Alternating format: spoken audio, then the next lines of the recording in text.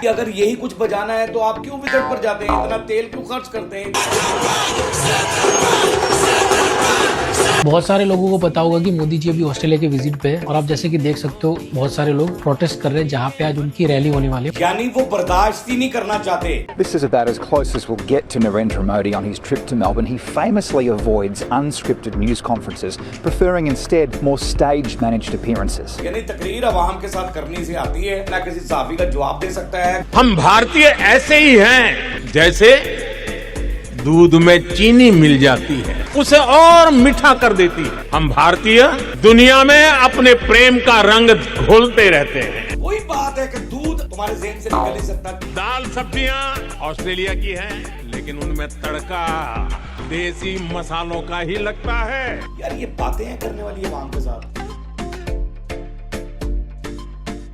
अस्सलाम वालेकुम नाजरीन, मैं हूं आपका अपना सरफराज विकी अल मशहूर सुल्तान। जैसा कि आपको पहले भी बताया कि मैं आउटडोर में आया हुआ हूं और इंशाल्लाह ताला फ्राइडे को मैं अपने ऑफिस से आपसे मिलूंगा और इंशाल्लाह वहीं देखेंगे आप। अच्छा, कुछ लोग होते हैं जैसे कि बाय द वे हर मुल्क का वज़ीर आज़म, हर मुल्क का प्रधानमंत्री जो भी है वो विज़िट पर जाता है तो कोई ऐसे मामलात करता है जिसमें कोई मुल्क के फ़ायदे की कोई बात हो या कोई ऐसा मामला हो तो वो कोई डिस्कस इस लेवल की करता है या कुछ ऐसा करता है। लेकिन यहाँ ना गुरु घंटाल जो हैं वो सिवाय मर्दादी पुणे के उनको कुछ नहीं आता, यानी बांदर पुणे के कुछ भी आता ही नहीं है। यहाँ भी कुछ दिखा रहे हैं।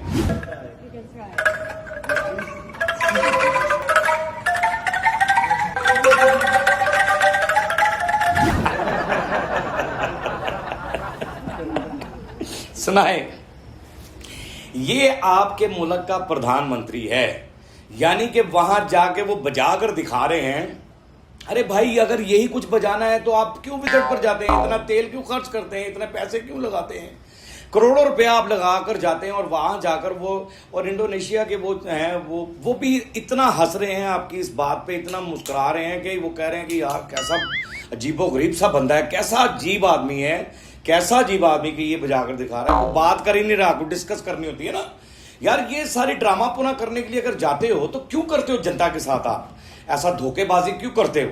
और फिर आपसे होता कुछ नहीं है। अच्छा, ऑस्ट्रेलिया के दौरे पे आप गए हैं और जाने से पहले ही इनके खिलाफ वहां पर एहतजाज हो रहा है। क्या हो रहा है जी?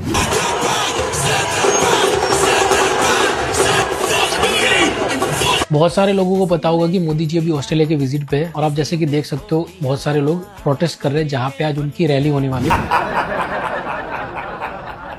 यहाँ पर जी गो मोदी गो के नारे लग रहे हैं और एहतजाज हो रहा है खिलाफ ये ऑस्ट्रेलिया के लोग हैं। अभी ये दौरे पे पहुंचे हैं और दौरे पे ये गए हैं और उन्होंने कहा कि निकल जाओ, यानी वो बर्दाश्त ही नहीं करना चाहते, निकल जाओ। मेरे ख्याल से ऑस्ट्रेलिया के भी प्रेसिडेंट ने या प्राइम मिनिस्टर नहीं बुलाया होगा इसको, उन्होंने नहीं बुलाया होगा, खुद ही गया है। एक बंदे को साइकिल होंगी ना, कभी वो इधर ਨੂੰ मोड़ लेंदा, कभी इधर ਨੂੰ मोड़ लेंदा, कभी इधर ਨੂੰ मोड़ लेंदा है। उन्हें पता कि नो प्रॉब्लम, मेरा कौन सा जेब से पैसा लग रहा है, मैं तो अवाम का ही लूट रहा हूं और लगाया जाऊंगा।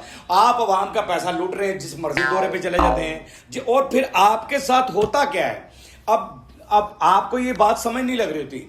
ये एक एंकर है, मैं उनके एंकर की जरा बात आपको सुना दूं।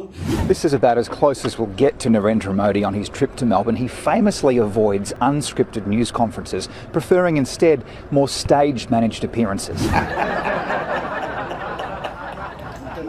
यार कैसी हैरानी वाली बात है कि वो कह रहा है कि ये वाहिद प्रधानमंत्री है जो स्क्रिप्टेड यानी बातें करता है, स्क्रिप्टेड मामला हो और गोदी मीडिया इसे बहुत उठाता है, फलां करता है, झूठ ये बेपनाह बोलता है, यानी बड़ा कुछ उसने बीच में कहा है। बड़ी लंबी चौड़ी वीडियो है और उन्होंने ये कहा कि भी ये बंदा वाहिद है कि जो ना कोई प्रेस कॉन्फ्रेंस करता है, सिर्फ तकरीर करता है, यानी तकरीर अवाम के साथ करनी से आती है, ना प्रेस कॉन्फ्रेंस करता है, ना किसी सहाफी का जवाब दे सकता है। गोदी मीडिया, सिर्फ गोदी मीडिया। वो तो जैसे मैं कहता हूँ कि गोदी मीडिया इनकी गोद में बैठकर रिपोर्टिंग करता है ना, लिफाफे तुने जाते हैं उसको नीचे से भी लिफाफे दिए जाते हैं, ऊपर से भी लिफाफे दिए जाते हैं, चारों तरफ से लिफाफे दिए जाते हैं। तो फिर वो जाहिर है अर्चना मर्चना और खर्चना सब इसकी तारीफ के पुल बांध रहे होते हैं। यहाँ भी कुछ घटियापन आप दिखा रहे हैं। ये बातें करने वाले नहीं है, समझाने, पता नहीं समझ से बाहर है कि ये क्या बात समझाना चाहते हैं। साथियों, हम भारतीय ऐसे ही हैं जैसे दूध में चीनी मिल जाती है, उसे और मीठा कर देती है। हम भारतीय दुनिया में अपने प्रेम का रंग घोलते रहते हैं। अच्छा, ये बात से ना मैं एग्री यहां तक होऊंगा कि भारत की जो अवाम है वो तो अपनी मोहब्बत का रंग छोड़ सकती है, वो तो अपने प्यार का रंग छोड़ती है।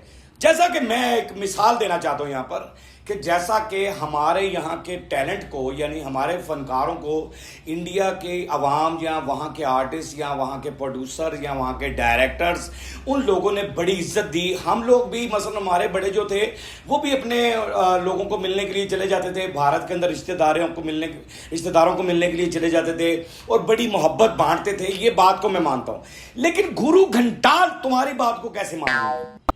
और चाय वाली बात कर, वही बात है कि दूध तुम्हारे ज़हन से निकल नहीं सकता। चाय वाले आदमी हो, जाहिल आदमी हो, चाय वाला दूध की बात ही करेगा, चीनी की बात ही करेगा। अच्छा, आगे भी कुछ बता रहे हैं, कुछ आगे भी बता रहे हैं। घर में दूध ऑस्ट्रेलिया वाला आता है, लेकिन चाय भारत वाली बनती है। अरे चाय वाला, दाल सब्जियां ऑस्ट्रेलिया की है, लेकिन उनमें तड़का देसी मसालों का ही लगता है।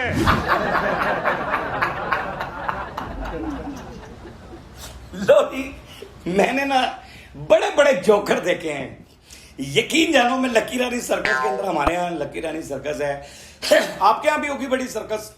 यानी सर्कस में मैंने बांदर नाचते भी देखे हैं, कुत्ते नाचते भी देखे हैं, शेरों के भी तमाशे देखे हैं, सारा कुछ देखा है। लेकिन ये ऐसा कोई मुझे नहीं समझ लग रहा है ये किस जानवर की नस्ल है।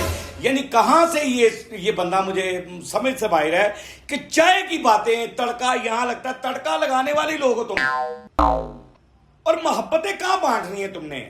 तू गुरु घंटाल, तूने, मैं तुम्हारी बात करता हूं, पूरी भारत की बात नहीं करता।